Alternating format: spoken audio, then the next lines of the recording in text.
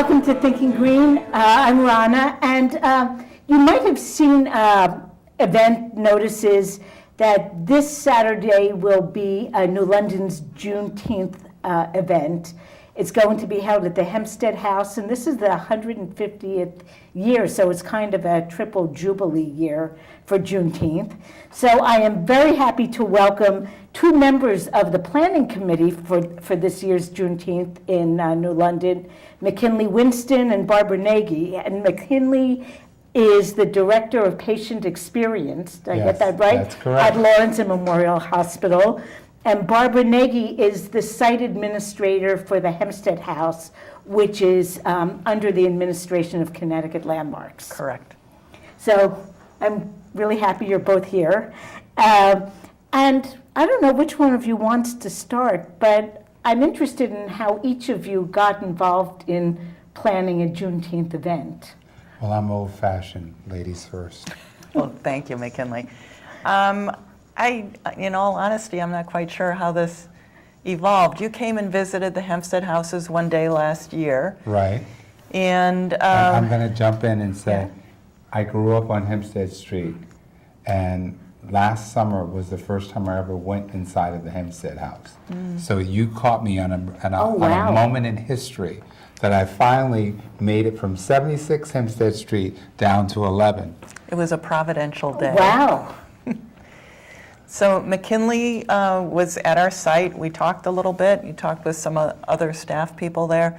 When I started thinking about events for this summer at the Hempsted Houses, I knew Connecticut Open House Day it's always I guess it's the first Saturday in June. I wanted to do something special. I knew Juneteenth was within the following week, and I thought, why not combine the two? And McKinley would be the perfect person to help plan it. He actually has done the lion's share of the work. And we also have involved the NAACP with Jean Jordan as the third member of the committee. And if she can make it here, they happen to be meeting tonight, but if she can make it here after the meeting, we'll scooch a chair for her too, so she can join There's in the room at the conversation. table. There is. That's it. We'll make room at the table. So now, McKinley, Yes. I didn't realize you grew up on Hempsted Street. Yes, I but grew up on Hempsted Street. 76 Hempsted Street is where we moved here from New Jersey, and I spent my wonder years there. Went to Saltonstall School, which is now OIC. And so it's an interesting circle to finally have made it inside the Hempsted House, walked by it many times, finally to have made it inside the Hempsted House, and then to have this opportunity to do something celebrating the freedom of African Americans in this country. And finding out in so doing that I grew up on a historic street that was important because it was one of the first places that freed blacks could actually own homes, and they did so before the Civil War. So it's really quite an exciting moment to sort of do that circle and to bring the public to this historical area of New London. And it's historical for many reasons. It's historical because we have these beautiful old homes that belong to descendants of Europeans, but then we also have all this history that relates to African American history right on the same street. So I think it's a wonderful place to bring everybody together. And amazingly, it was the one place that Benedict Arnold didn't burn down. You know, I thought so too, and I used to tell that story, but they really burnt Bank Street. That's where they burnt Bank Street, and so they didn't quite get as far as Hempsted. Right. Well, there was water, I think, almost up to that corner back 150 years ago. Right. Bream Cove came up to there, and there's different myths about Benedict Arnold and whether he did or didn't go past that area, whether he did or didn't go into the house. There's lore that supposedly, two different versions of the story. One is that they went inside and they went in the basement and spilled a bunch of rum and speared some cheeses and decided to just leave. And the other version is that they came into the house and the table had been set for lunch because the family was going to sit down and eat, but they fled up to Montville instead, and the British came in and ate. and figured that they wouldn't burn the house because someone had been kind enough to leave them lunch. So, which is true, if either, I don't know. There's no proof. Wow. Somebody's been sitting in my chair. So, tell us a little bit about the history of Juneteenth, because it didn't originate in Connecticut, that story. No, it originated in Texas, and what's interesting, it's similar to what happened in World War II, that there were people that didn't know the war was over right away. In the same way, there were slaves that did not know that the Emancipation Proclamation had been written in January of 1863. So 2 years later, in 1865, Galveston, they found out, and there was a party, and a bet big there party. was. Yes. They might have been a little mad, too, finding out 2 Well, years late. I have to tell you, whenever you're free, it tends to ring home. It's a good moment. And so it started in Galveston and spread all throughout the United States as a time to commemorate that special moment in our history here, where African Americans were free to decide their own lives and begin to create a livelihood for themselves where they could keep their own earnings. Right, and they hadn't really had the chance to do No, that. because in the Hempsted House there was Adam Jackson, who was working for Joshua Hempsted, but he would turn his earnings over to Joshua Hempsted. So to be able to keep your own earnings was a big deal. Now, we're in New England, and we often feel very disconnected from slavery, but really, we're not that disconnected, correct? Correct. Slavery was pretty common in New England, at least in Connecticut, before the Revolutionary War. It was not as common afterward for economic reasons. The New England became more of a merchant area, less of a farming area. So there was, economically, slavery just didn't maintain a hold here. But the North was extraordinarily complicit in maintaining slavery in the South. The banks that bankrolled the plantations in the South were in New York.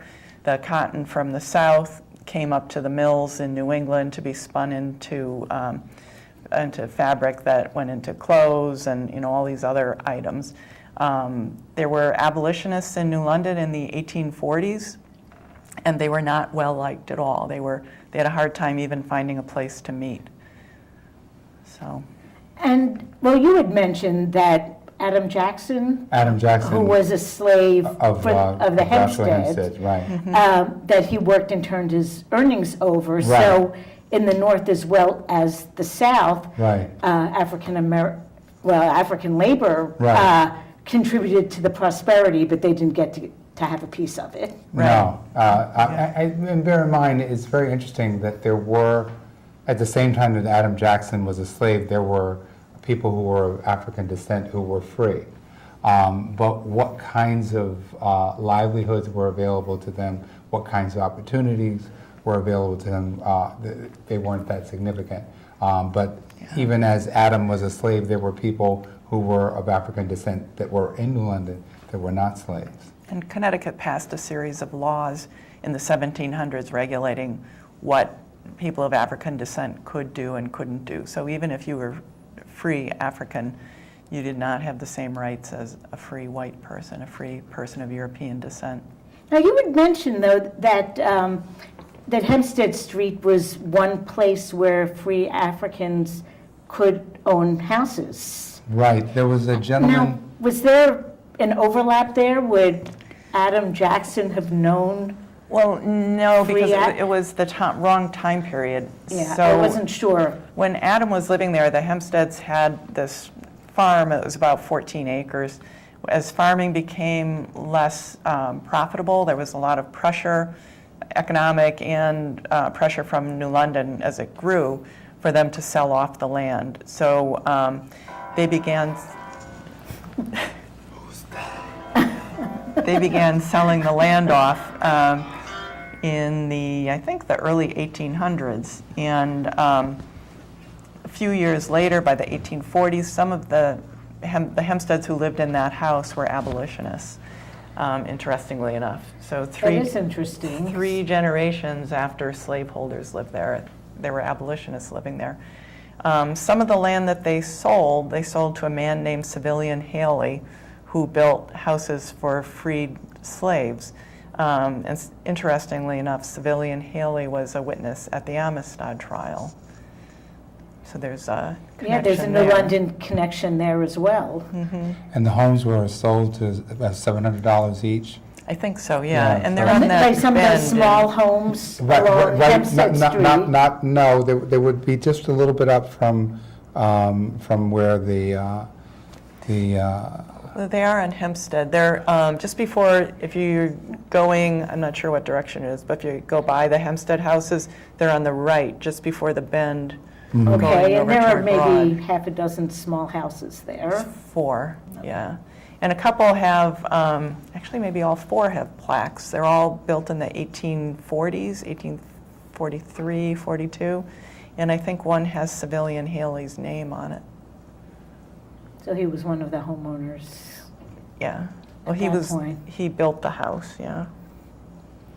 So now, I was interested seeing the Connecticut landmarks seems to be taking a much, having a much higher profile in our community than I remember 4, 5, 6 years ago, and doing activities in partnership with other groups. Do you want to talk about that? Has that happened since you've been there, or? Well, it started before I was there. This is my 3rd year as the site administrator.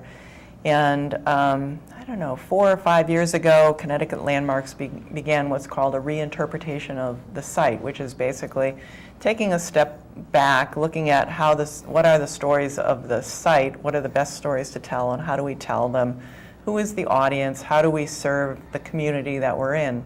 So we're really 4 or 5 years into that process. I was hired 3 years ago with my goal has been to experiment with different activities and programming to see kind of what resonates and what doesn't. We've had some good successes, I think. We've had other things that people just weren't interested in. And we're doing more of that this year, trying different things. And we have we have several photos and slides that I think we might want to look at, because just as you said, you grew up on Hempsted Street and never went inside the Hempsted Houses. I think, there are New Londoners watching who have likely also not been inside the Hempsted House, as well as people from other areas.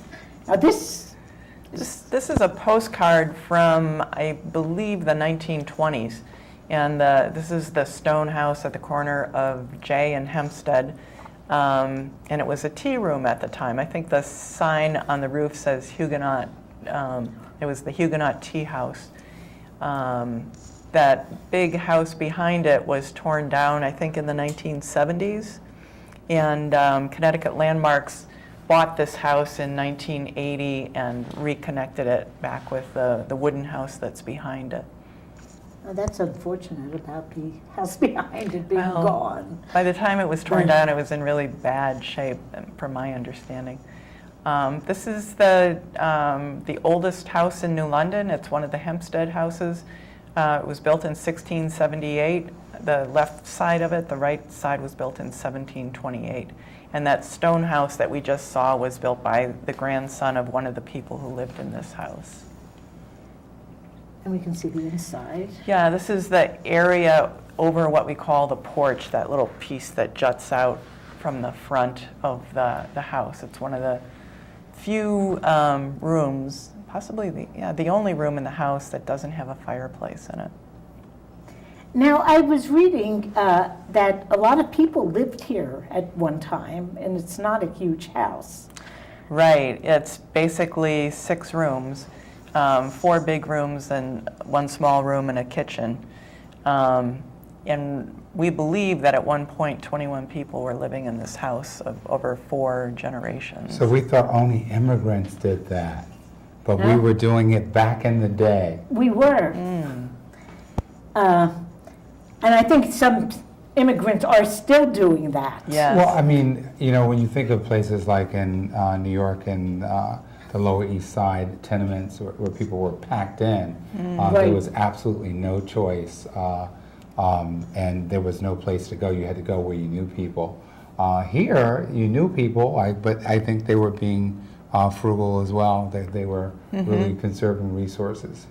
And I have to tell you, I've worked with some immigrants, like Haitian families in the New London area, and the families like living together. So they'll live in a large house, but it might be multiple siblings in their families who share the space, and it's very calm and peaceful, and you know. Everybody eats well. Yes.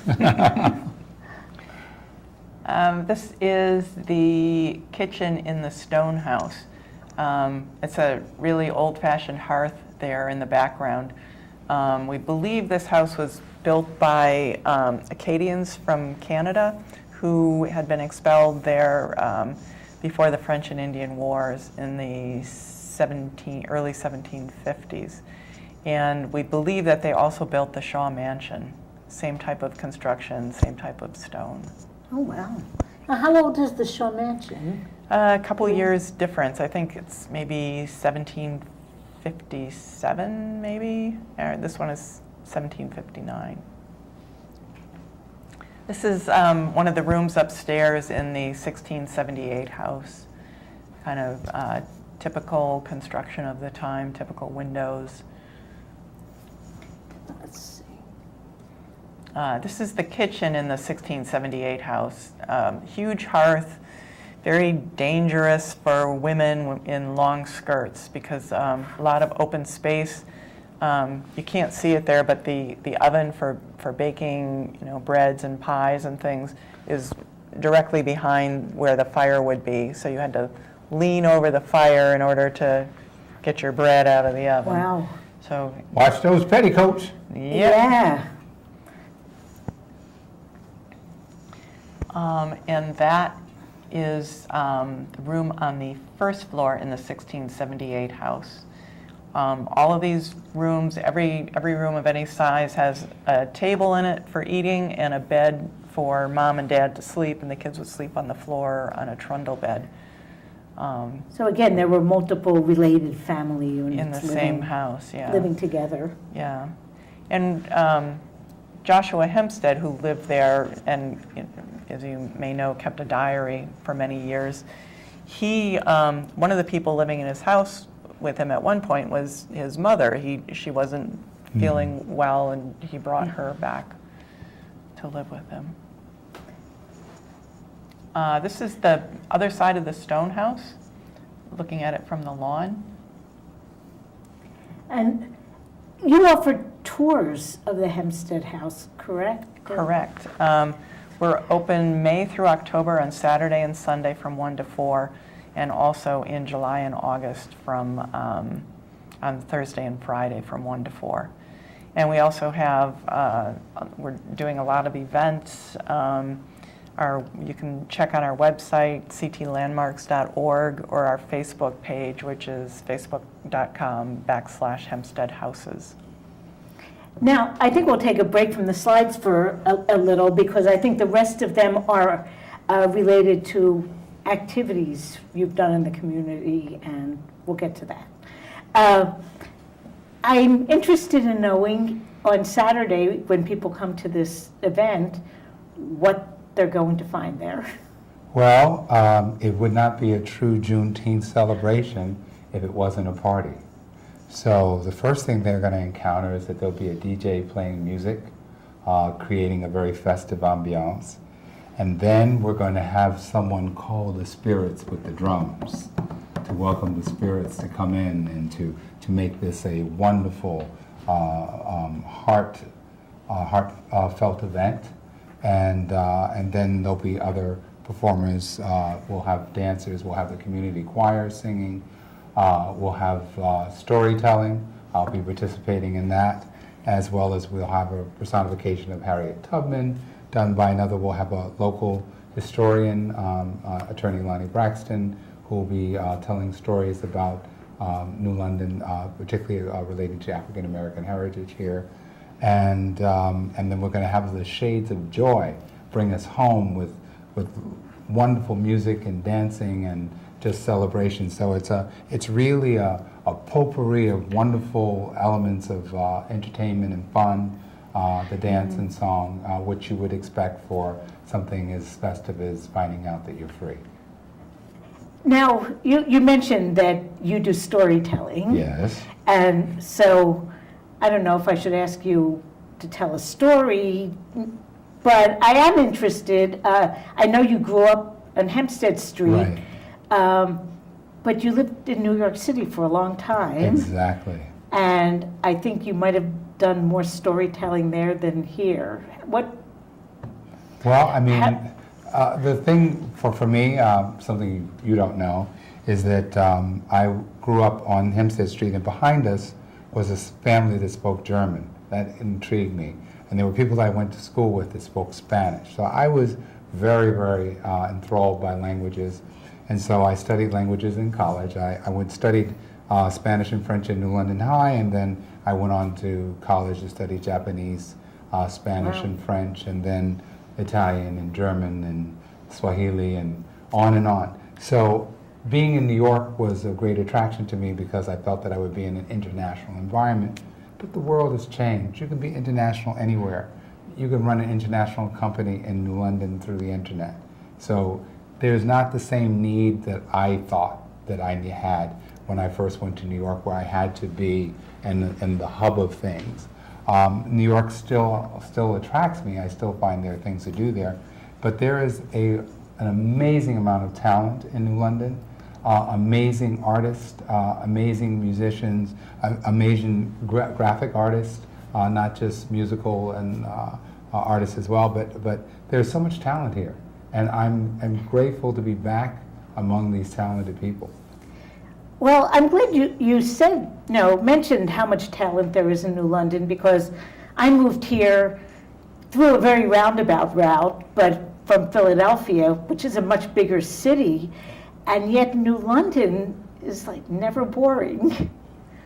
And it is amazing that the art, music, history, it's really got everything, and drama too. And drama. Oh, yeah. In more ways than one. Late at night, early in the morning, drama, yes. So how long have you been back? I've been back to New London a little over 2 years. I'm working at the hospital as Director of Patient Experience, which is the primary reason I came back. But I came back because it's a community that I care about. I was a first generation. My sister and my brothers and I were the first generation of my family to go to college. And so all of those steps to get someone from, a background where there was no one that had that experience to being able to go away to school and be successful, there was a lot of help from the community of New London. And I'm saying African American as well as white friends and families that were very helpful to me and the rest of my family. Now, thinking about Saturday's event, one thing that intrigued me as I read the press release is the 3 very different nonprofit organizations that are co-sponsoring it, because it's L&M Hospital and Connecticut Landmarks and the NAACP. Right.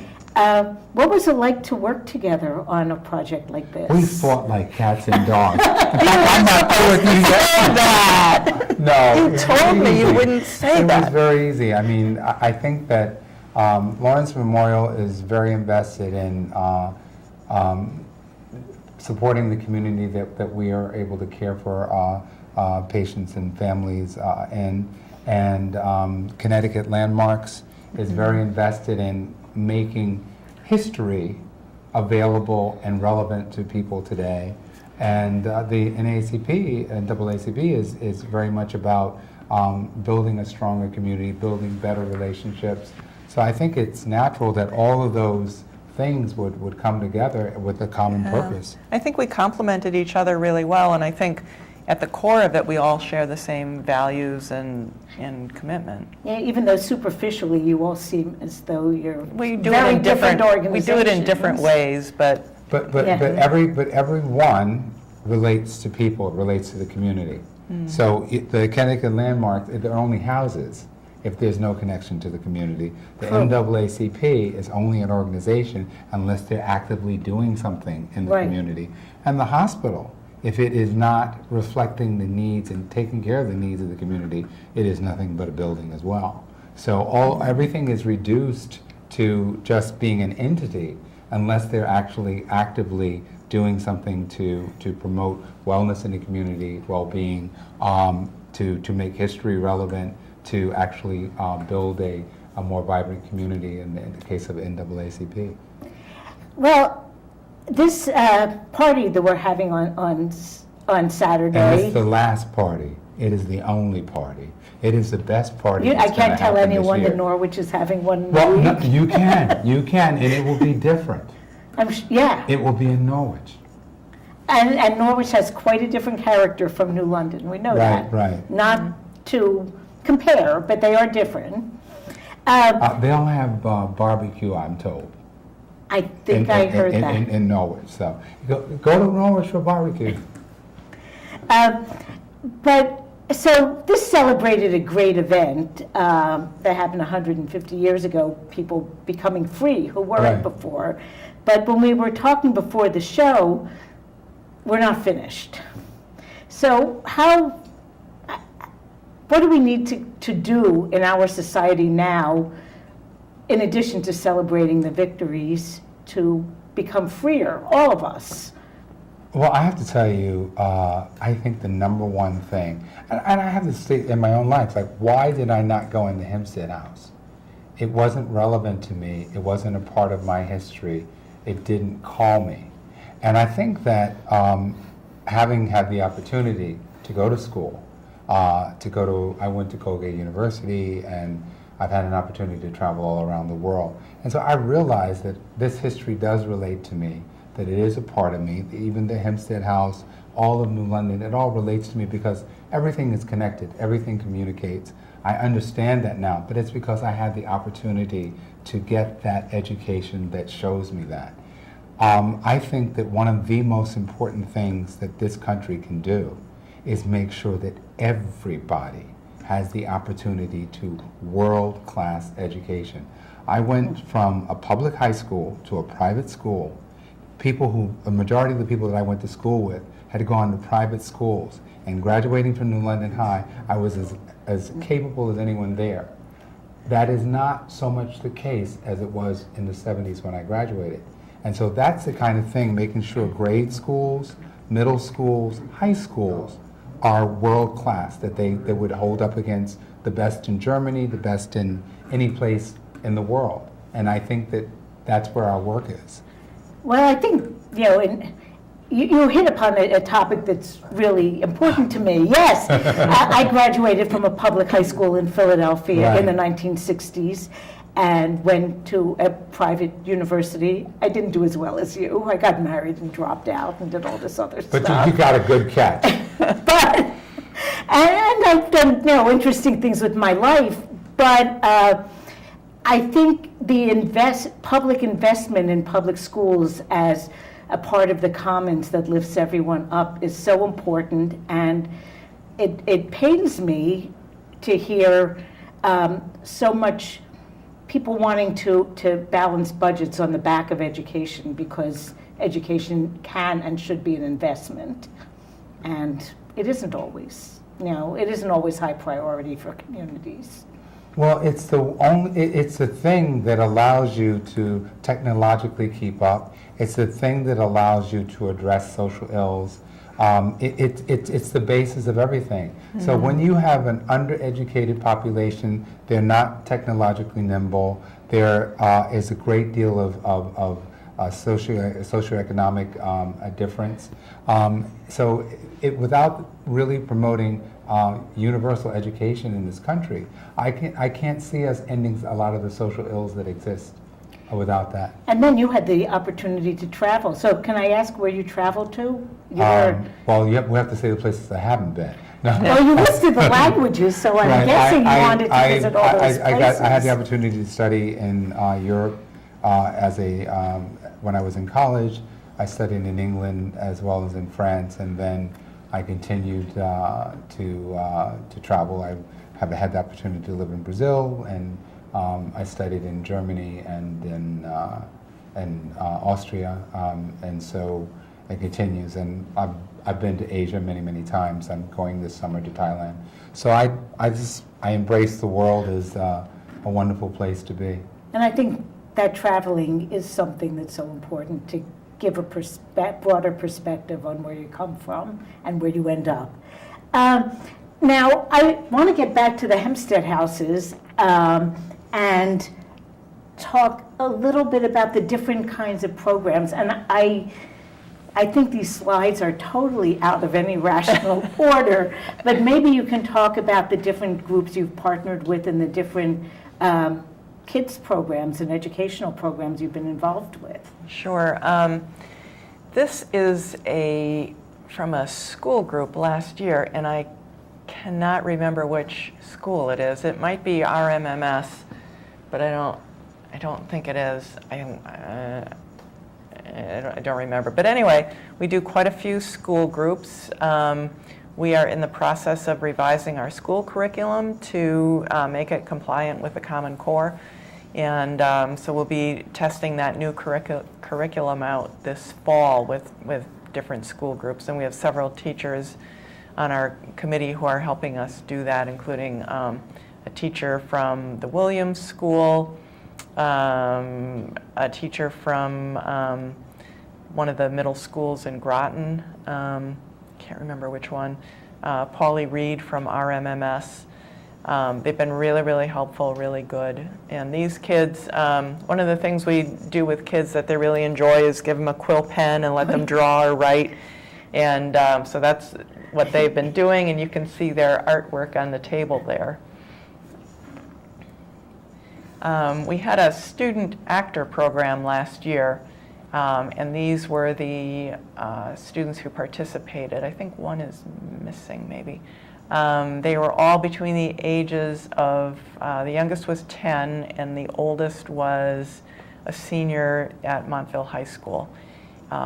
So between 10 and I think she was 17 at the time. And they chose different characters to play from the history of the house, our site, and they portrayed them during a couple of events at our site, and then they went to Sailfest and also performed on City Pier, which was fun. It was interesting. We laid out a list of characters for them and let them pick whoever they wanted to be, and the girl on the end wanted to be Stephen Hempsted. The second in is a man. It's a girl, but she's playing a man. Then there's a girl who's playing a man. The choices were colorblind, gender blind. It was really interesting, and we talked with the kids about what drew you to this person, and it was not, it was a woman, or it was a man, or she was African American, or she was of European descent. It was that they were interested in the story and the emotion, and that was what drew them in. That's which fantastic, was, yeah, it was really refreshing to see. So, and these kids are all from all over southeastern Connecticut, and a couple of them will be there on Saturday. Oh, great. Now, what will they be doing on Saturdays? Their the woman way on the left, her name is Joan. She just finished her first year at Providence College. She's going to be telling stories, and you maybe know what her story is more than I do. Joan will be telling the story of Lydia Marie Child. And I know nothing about Lydia Marie Child. Are you serious? I am. Over the hill and through the woods, Oh. to grandmother's house we go. One of the most famous And I parts of never our- knew who wrote Yes. She was one of the few women that actually supported herself as a writer. She supported her Wow. husband as well.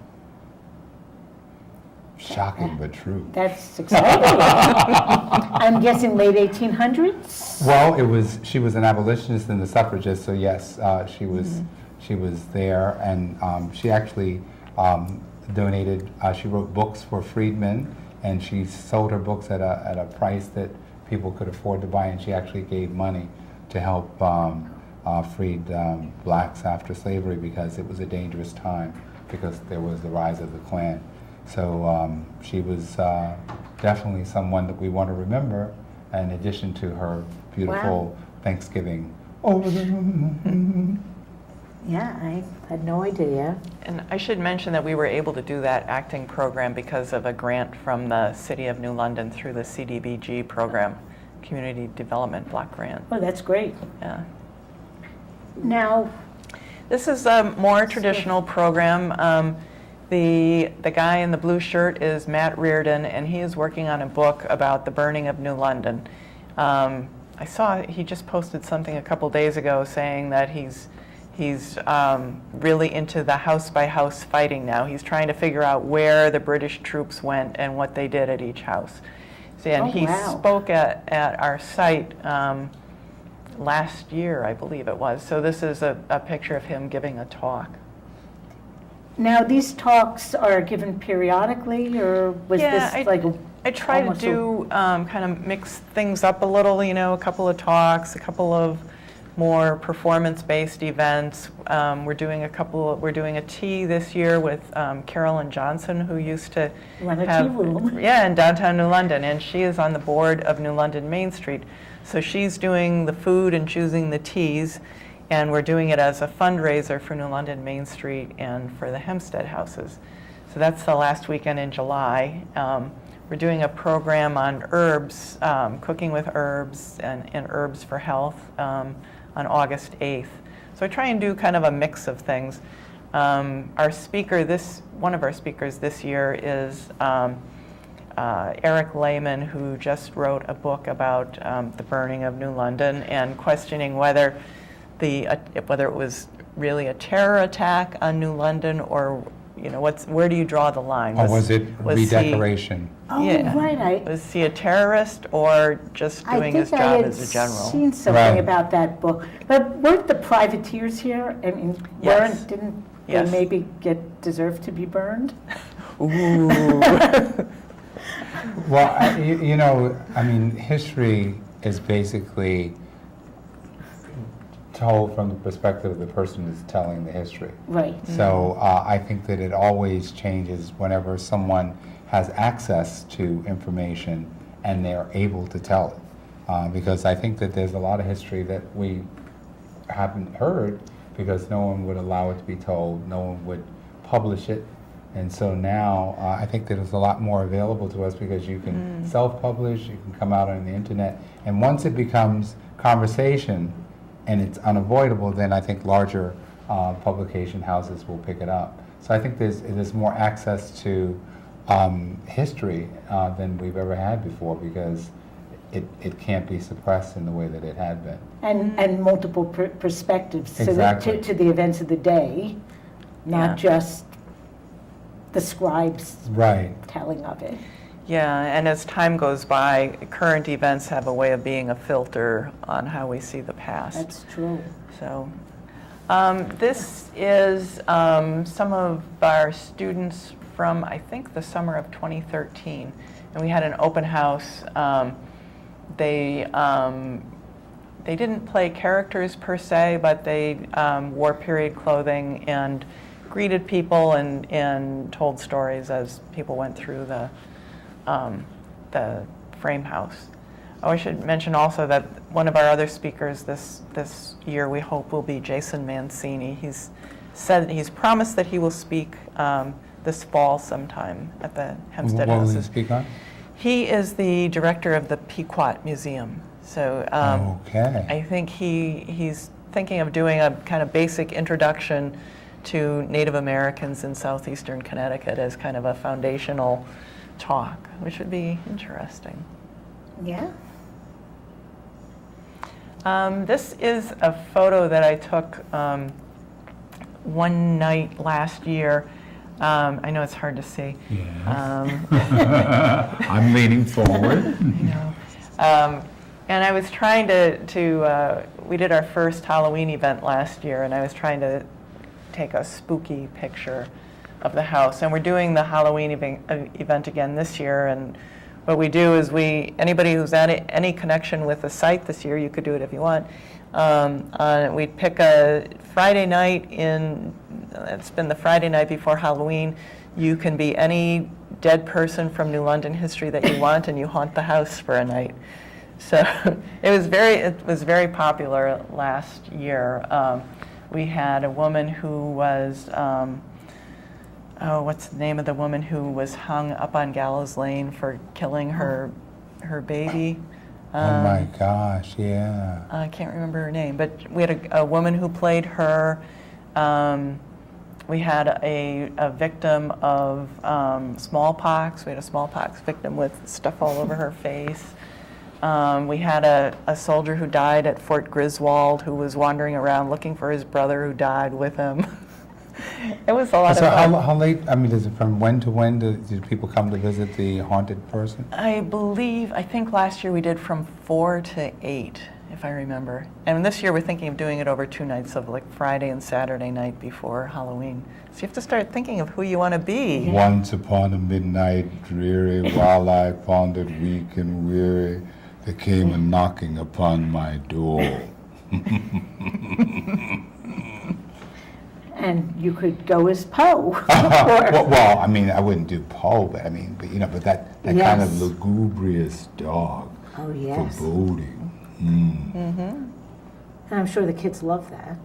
Oh, the kids loved it, yeah. And the people who visited, especially the kids, really loved it too. Except for the really little ones who wanted to know what those awful things were on the face of the woman who had smallpox. Said, you can have them too. Don't touch me, don't come too close. You might get it. Because he said, ring around the rosy, That's- pocket full of posy, ashes, the ashes, We all fall down. Yes, we could all be falling I down. hope she did that. Did she do that one? No, she did not. Oh, that was a missed opportunity. But next year, this year. Connecting history, That's right. connecting the dots.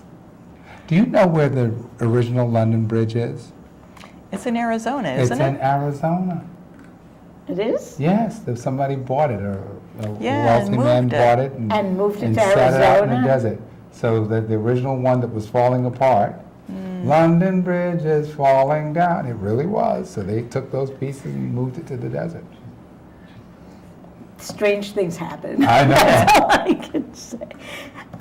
Well, we only have about 5 or 6 minutes left. So why don't we really give people all the details for Saturday so they'll be sure to show up and know what to Okay, expect. it's going to be a really fun event. We're going to have a DJ, we're going to have a drummer, we're going to have a dance troupe Now, dancing. should people bring their own drums too? If people or- have their own drums, bring your drums. We'll work it out. We're very flexible. That's Dwight, right? So he's used to drumming with the Dwight crowd. Baldwin Yeah. will be playing the drums. But if there are other drummers in our midst, I don't discourage them from bringing their drums. We'll work it in. This is a community. We know how to. We can take all that talent and put it to good use. Now, what time does the party start? Well, officially we open at 1, but the gates will be open at 12:30, and I think the DJ And the starts DJ at will 12:30. be the DJ will be So playing. people can Yeah. just start coming in And the start yeah. coming afternoon. in and getting that, feeling the spirits from the Hempsted Houses and all the people that were on that street. It's not Halloween, but all the spirits will come out. Now, how long has the event taken place on Hempstead Street? Juneteenth? Yeah, Juneteenth. This is the first time that it's been at the Hempsted Houses, but I think I it think it used was to at be OIC at for a OIC. couple Right. Yeah. And unfortunately, when Kinte closed, they stopped doing it, and that was 2 years ago.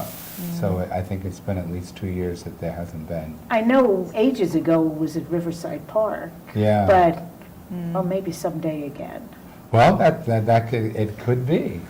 Never say never. Yeah, I mean, that's one of my one of my goals is to see Riverside Park come back. Well, I think that that's a part of vibrant New London, that there are so many places that have something to offer. So Riverside Park should come back, many a great picnic there. And downtown New London needs to really be a vibrant place. We need to have more businesses open there, and more restaurants. And we have some very good ones, but they need company. And we need to really make this a destination place and let people know that it's safe to come to New London. And you know, the more crowded the streets are, the safer it is. That's true, that's true. Okay, the DJ is starting, the drumming. What else are people going to see? There are the dancers dancing. We have the community choir singing, the New London Community Choir. They'll be doing. How old are those? Is that adults and kids The- both? Adults, teenagers, principally in that choir. Great voices, really wonderful. There'll be the band Shades of Joy, which is Dwight Baldwin's band, and so they'll be playing at the end to really kick it up a notch in terms of energy and spirit. So there'll be lots of other opportunities, roaming storytellers, walking through the crowd telling stories from post-emancipation. I'll be doing the same, telling the story of a freed slave, speaking to his former master. So lots of fun, very entertaining. And you actually learn something while you're being entertained. Oh, kids' activities too. We'll have a canopy with face painting. Is that something about a mural? Is that? Yes. Expressiones will be hosting a mural, encouraging parents and children together to create a mural. So that'll be happening as well. So I tell you, we have a way of weaving all this creativity together. So if people want to bring their drums, they can bring their drums. They want to paint, they can paint. We have something for everyone. There's music. Now and there's going to be food. Sweetie's Bakery is going to have some sweets, and then we're going to have savories by Jackie Riddle, Taste of New Orleans. She's going to be grilling some things for people to snack on Okay, while I they're... should have known Miss Jackie would be there. Yeah, so Miss Jackie is there. So from 1 and then, or 12:30 or 1, and it goes till about 4 in the Until afternoon. 4 in the afternoon. And I expect all over New London, people will be hearing the music and the drums. We're expecting everyone who lives within earshot to come down. And everything is free, open to the public. So the more the merrier. The more the merrier, and as I said, to come prepared to have fun. Well, thank you so much for coming on and telling us about this, because New London has had Juneteenth celebrations in the past. This sounds like it's notched up a couple from what's happened, at least in the last 5, 6, 7 years. So I hope you have a great turnout. Thanks, Well, we're Rhonda. hoping so too. And Mother Nature, please cooperate. Yes.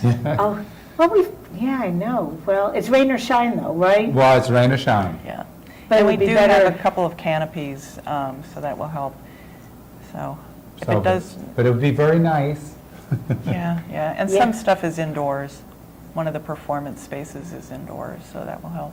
So there will be things happening all over the lawn. Now, are you taking over Hempsted Street too, or just the No. property? No, of and it'll these- be primarily on the property of the Hempsted Yeah. House. But there is a little bit of a self-walking tour that you can do we up have the street. We have a brochure for, made some copies of New London landmarks, Hempsted Historic District Oh, walking right, and there brochure. are little plaques all along the Yeah, way to yeah. explain. And I think the neighbors are Exactly. having a cookout. They're having kind of a block party. My understanding is that they can't close the street because of fire access for the Right. properties. So the street will not be closed. There's parking on the street. People also can park at the OIC. Yeah, and there's plenty of parking there. Yeah. That's right. So there's no reason why you can't come. Well, thank you, McKinley, and thank you, Barbara. Thank I'm you. sorry Jean didn't come, but we'll have to have her on again to talk about everything else that NAACP is doing in Right. New London Yeah. right now. And so we'll see you at the party. And for all of you who are watching next week, our guests will be Chris Raitt and Brenda Kavanaugh, and they'll be talking about restorative justice programs that are available for our schools. So Wonderful. we'll see you then, and we'll see you on Saturday. Thank you for having us. Thank you. Thank you.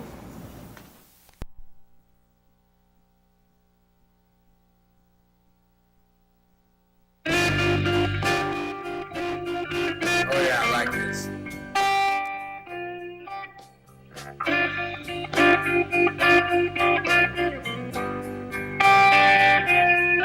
I was raised down at Fort Trumbull.